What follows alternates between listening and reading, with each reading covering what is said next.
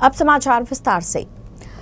बैलों को धोने के लिए गए पिता पुत्र की नहर में डूबने से मौत हो गई। ये घटना अकोला जिले के तेल्हारा तहसील के उकली बाजार गांव की है। बताया जा रहा है कि बेटे को डूबते देख बचाने के लिए गए पिता की भी मौत हो गई।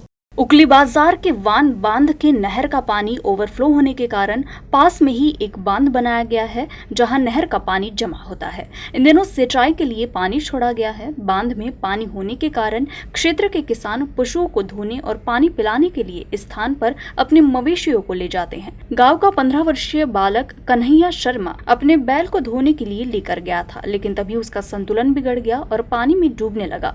ये देख उसके पिता गजानन भी बेटे को बचाने के लिए नहर में कूदे, लेकिन वो बेटे को तो नहीं बचा पाए, बल्कि दोनों की डूबने से मौत हो गई।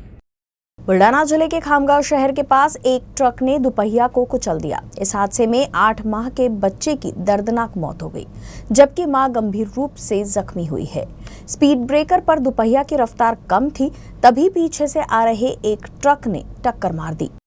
बुल्ढाना जिले के जलगांव जामोद तहसील के खंदावी गांव में रहने वाले आनंद चांडक अपनी पत्नी दुर्गा और 8 महीने के बेटे हंस के साथ खामगांव में अपने एक रिश्तेदार से मिलने के लिए मोटरसाइकिल से आए थे।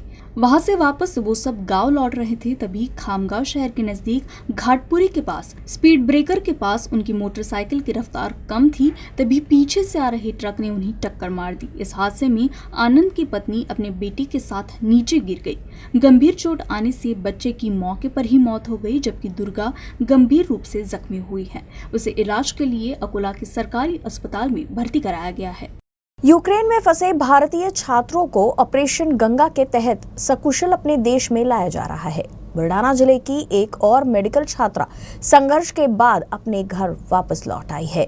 यूक्रेन से हंगेरी के रास्ते माटरगांव में छात्रा के पहुंचने पर उसका जोरदार स्वागत किया गया। काफी मुश्किलों का सामना कर अपने घर लौटी शगुफ्ता यास्मीन को देख उसके घर वालों की आंखें भर आई। खराब मौसम में रूस के बमबारी के बीच वहां से निकलना काफी मुश्किल था। शगुफ्ता यास्मीन ने यूसीएन न्यूज के संवाददाता से खास बातचीत करते हुए अपने संघर्ष और पूरे सफर की जानकारी दी। युक्रेनमध्ये सुरू असलेल्या युद्धामध्ये भारताने मिशन गंगा ही योजना अंमलात आणून युक्रेनमध्ये अडकलेल्या विद्यार्थ्यांना मायदेशी परत आणण्याची योजना आखलेली आहे आणि त्यानुसार शेकडो हजारो विद्यार्थी सध्या मायदेशी परतत आहे। यामधीलच एक विद्यार्थिनी आहे जी बुलढाणा जिल्ह्यातील शेगाव तालुक्यामध्ये माटरगाव गावाची आहे आणि काल ती सुखरूप परतली आहे। युद्धामधील काय अनुभव आहेत आणि काय कुठला त्रास त्यांना गेलेला आहे त्या संदर्भात आपण त्यांच्याकडून जाणून घेऊया। क्या कहेंगे आप, आपको जो तकलीफ सहनी और आपको क्या एक्सपीरियंस आया है? बहुत सारे शोर वगैरह और सडनली हमारा कॉलेज ऑफ कर दिया। मतलब सुबह ही सुबह 5 बजे सबको उठा के जगा दिया कि आसपास की सिटीज में ब्लास्ट हो रहा है, हो सकता है नेक्स्ट हमारा भी सिटी का नंबर हो। तो अब सडनली कभी इस चीज को सुना नहीं, देखा नहीं, और सडनली ये बात सुनने को मिली तो सारे स्टूडेंट्स डर गए थे। कैसे पहले तो हम लोगों ने इसको सीरियस ही नहीं लिया, हम लोग को लगा कि ऐसे कैसे हो सकता है मजाक हो। फिर जैसे इंडिया में न्यूज चैनल्स वगैरह पे बताने लगे, फिर घर से कॉल आई जो आसपास की सिटीज में जहाँ ब्लास्ट हो रहा था उन बच्चों को कांटेक्ट किया, उन्होंने बताया कि हाँ ये सच है, हम लोग एकदम नींद से जाग गए, ये सब हुआ। और जो मतलब हमारे सिटी का मिलिट्री का जो बेसमेंट है जब उस पर ब्लास्ट हुआ तब हम लोगों को इतने जोर की आवाज और सारी चीजें, तो वो सारी चीजें हमने फील की।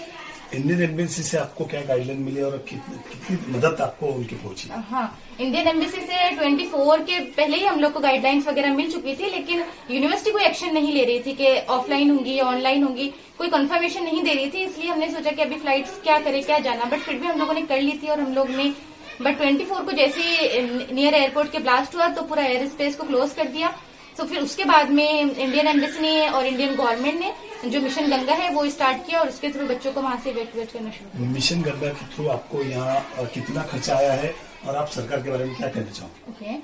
मिशन गंगा के थ्रू हम लोग को खर्चा तो इस तरीके से आया, जो मेरा सिटी है क्रिपोविनिस्की टू हंगरी का बॉर्डर, वहां तक के जो भी हमारे खर्च वगैरह सारी चीजें, बसों का अरेंजमेंट करना या हम लोग को जो भी सर्टिफिकेट या जो भी चीजें चाहिए थी वो सब हमको अपने से करनी पड़ी। बट आफ्टर हंगरी के बॉर्डर के पास जो भी फैसिलिटीज, फ्लाइट, खाना, होटल्स के अरेंजमेंट, एवरीथिंग, यहाँ तक के मुझे नागपुर तक के सब कुछ चीजें इंडियन गवर्नमेंट, इंडियन एम्बेसी ने की है। अभी आपके 5 साल हो चुके हैं और 1 से 1.5 साल आपका स्कूल का बचा है। आप भारत सरकार और यूक्रेन सरकार से क्या कहना चाहोगी? आप आगे की पढ़ाई आगे जारी रखना चाहती है और आपको क्या कहना? मेरा इंडियन गवर्नमेंट और ऑब्वियसली यूक्रेनियन गवर्नमेंट से यही मैं अपील करूंगी कि हम लोग के फिफ्थ ईयर हो गए, कुछ बच्चों के थर्ड ईयर, कुछ का फाइनल ईयर है, तो हम लोग की जो इतने साल गुजरे हैं वो हमारे वेस्ट ना जाए। इस पे मतलब कुछ प्लीज मीटिंग अरेंज करके कुछ एक्शन लिया जाए ताकि हम लोग का फ्यूचर बर्बाद ना हो सके तो ऑनलाइन करवा के, या वहाँ के अगर हालात ठीक ना हो या जैसे भी उन लोग को ज्यादा पता है इस चीज का, तो उनके हिसाब से जो भी अरेंजमेंट होते हैं तो हम लोग का फ्यूचर बर्बाद होने से बचाए और हम लोग की डिग्रीज का कुछ करें। नक्कीच ही होती शगुफ्ता यास्मिन जिने सांगितलंय की मी 5 वर्षाचं शिक्षण घेतलंय आणि पुढच्या काळामध्ये पुन्हा शिक्षण घेण्याची इच्छा आहे। त्यामुळे भारत आणि युक्रेन सरकारने काहीतरी तोडगा काढून ऑनलाईन पद्धतीने असो किंवा कुठलेही शिक्षण पूर्ण करावे अशी मागणी तिने केलेली आहे। Faheem Deshmukh, UCN news, Buldhana. अकोला के बिग सिनेमा में मराठी फिल्म देखने गए दर्शकों ने बीच में ही फिल्म रुक जाने से काफी हंगामा किया।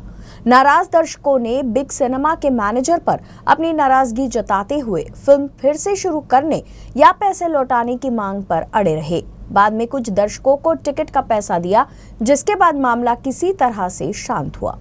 कई दिनों बाद एक अच्छी मराठी फिल्म आने से दर्शक फिल्म को देखने के लिए एडवांस में ही टिकट बुक करा रहे हैं, लेकिन जब फिल्म देखने पहुंचे और वहां बीच में ही फिल्म रुक जाए तो अंदाजा लगाया जा सकता है कि दर्शकों को कितना गुस्सा आया होगा। अकोला के मूर्तिजापुर रोड स्थित बिग सिनेमा में मराठी फिल्म पावनखिंड देखने आए नागरिकों को फिल्म शुरू होने के 1 घंटे बाद अचानक फिल्म बंद होने से काफी परेशानी का सामना करना पड़ा।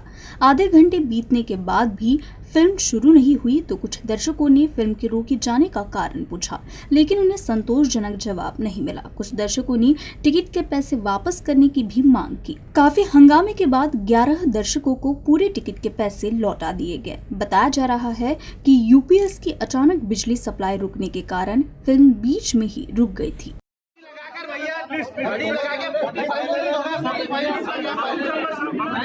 हमारे पैसे वापस दो, हमको जाने दो हमको। प्लीज सर, हम ग्राहक कंज्यूमर जाएंगे नहीं तो ग्राहक फोरम में जाएंगे हम। हमारे पैसे हमको वापस दो, जान दो। हमारे प्लीज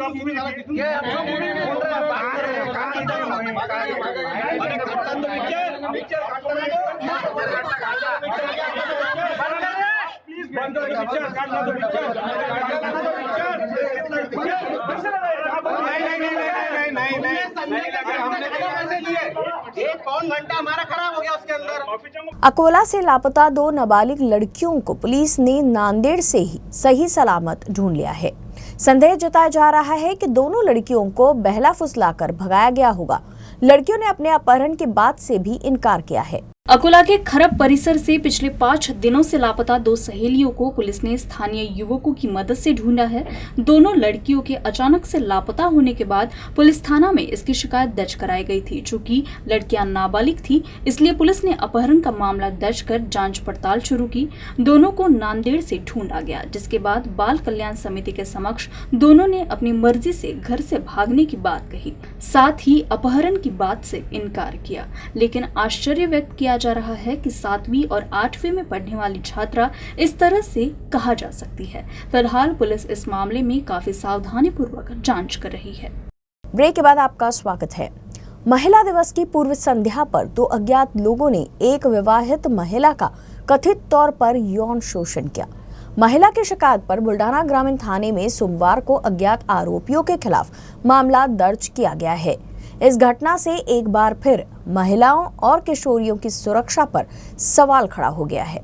जानकारी के मुताबिक एक दंपति अपनी दोपहिया वाहन से बुल्ढाना की ओर जा रहे थे। इस बीच पति पत्नी को चिखला घाट पर 2 लोगों ने रोक लिया और जबरदस्ती 24 वर्षीय विवाहिता के साथ बारी बारी से दुष्कर्म किया। राज्य के अपर पुलिस महानिदेशक सोमवार जिले के दौरे पर है। यही वजह है कि इस घटना को गंभीरता से लेने की संभावना है। मंगलवार को महिला दिवस है। इस बीच एक दिन पहले जिले में इस तरह की नृशंस घटना होने के पूरे जिले में रोष जताया जा रहा है। मामले में महिला की शिकायत पर बुल्ढाना ग्रामीण थाना पुलिस ने 2 अज्ञात आरोपियों के खिलाफ 376 मामले दर्ज किए हैं। पुलिस ने आरोपियों की तलाश के लिए दस्ते भेजे हैं। महाराष्ट्र नाभिक साहित्य कला दर्पण संघ ने इस वर्ष बुल्ढाना जिले के संत नगरी शेगाव में नाभिक समाज का दूसरा 1 दिवसीय साहित्यिक सम्मेलन आयोजित किया है। इस साहित्यिक अधिवेशन में प्रदेश भर के साहित्यकार उपस्थित रहेंगे। आयोजकों द्वारा आयोजित प्रेस कॉन्फ्रेंस में ये जानकारी दी गई। शेगांव के विघ्नहर्ता हॉल में पुणे के जाने माने साहित्यकार और व्याख्याता डॉक्टर प्रदीप कदम होंगे। वहां अमरावती में आयोजित पहले साहित्य सम्मेलन के निष्क्रिय सम्मेलन अध्यक्ष गोपाल कृष्ण मांडवकर से सम्मेलन अध्यक्ष का पद स्वीकार करेंगे। सम्मेलन का उद्घाटन सातारा के जाने माने लेखक, उपन्यासकार और व्याख्याता कैप्टन महेश गायकवाड़ द्वारा किया जाएगा। सम्मेलन में एक विशेष संस्करण का विमोचन होगा जो नाभिक समुदाय के लेखकों के लिए एक मंच प्रदान करता है। सोमवार को शेगांव के विश्राम भवन में आयोजित संवाददाता सम्मेलन में ये भी बताया गया कि इस दौरान समाज के लेखकों और कवियों की कई पुस्तकें भी प्रकाशित होंगी। या संमेलनाच्या निमित्ताने साधारणपणे 100 ते 150 साहित्यिक संपूर्ण महाराष्ट्रातून शेगाव येथे येणार आहेत आणि या साहित्य संमेलनामध्ये कवी संमेलन, परिसंवाद आणि कलादर्पणची स्मरणिका प्रकाशन इत्यादी कार्यक्रम होणार आहेत। हा एक दिवसाचा भरगच्च कार्यक्रम शेगाव येथे नक्कीचपणे यशस्वी होईल यात मला बिलकुल शंका नाही। शासनाने हा अहवाल ताबडतोब स्वीकारावा, आमच्या ओबीसीचं वर्गीकरण करावं आणि आम्ही जे बलुतेदार आहोत याचा एक वेगळा संघ करायचा, जे त्यात धोबी असतील, न्हावी असतील, कुंभार असतील, असे जे मायक्रो कास्ट आहेत जे अतिशय संख्येनं कमी आहेत आणि ज्यांना प्रत्यक्षात ओबीसीचा गेल्या 70 वर्षात काही फायदा झालेला नाही। आमचा कुणी पोरगा लागतच नाही। आज महाराष्ट्राची अशी स्थिती आहे की महाराष्ट्राच्या ओबीसीमध्ये जे मेजर कास्ट आहेत त्यात 2-3 कास्ट यातलं बहुतेक 80-90% फायदा घेतात आणि आम्ही दुर्लक्षित राहतो। आमची पोरं तिथपर्यंत पोचूच शकत नाही। तर रस्त्याच्या कडेनं पोतं टाकून हजामती करणाराचा पोरगा किंवा एखाद्या कुंभाराचा धोबाचा पोरगा त्या वरच्या कास्टच्या पोरांची बरोबरी करू शकत नाही। महाराष्ट्रामध्ये ओबीसीची अदर कास्ट आहे त्याची आम्ही बरोबरी करू शकत नाही, म्हणून हे वर्गीकरण करण्यात यावं। अकोला के बाबुलगांव में पुलिस ने जुआ अड्डे पर छापा मारकर 6 जुआरियों को गिरफ्तार किया है। गिरफ्तार आरोपियों के पास से पुलिस ने 1,98,000 रुपए का माल जब्त किया है। अकोला के पुलिस अधीक्षक जी श्रीधर की विशेष दस्ते ने एमआईडीसी पुलिस स्टेशन परिसर में Akola Borgaon road engineering college के सामने अवैध तरीके से चल रहे जुआ अड्डे पर छापा मारा। गुप्त सूचना के आधार पर की गई इस कार्रवाई में आरोपी नारायण मंगले, रुपेश मुरुमकार, विनोद नागे, दत्ता रोकड़े, किशोर घुगे और राजेश पाठक को रंगे हाथ गिरफ्तार किया गया है। इन आरोपियों के पास से पुलिस ने नगद समेत 6 महंगे मोबाइल समेत कुल 1,98,000 रुपए का माल जब्त किया। आगे की जांच पड़ताल की जा रही है। महाविकास आघाड़ी ने सोमवार को जिला परिषद अकोला के सामने 1 दिवसीय धरना दिया।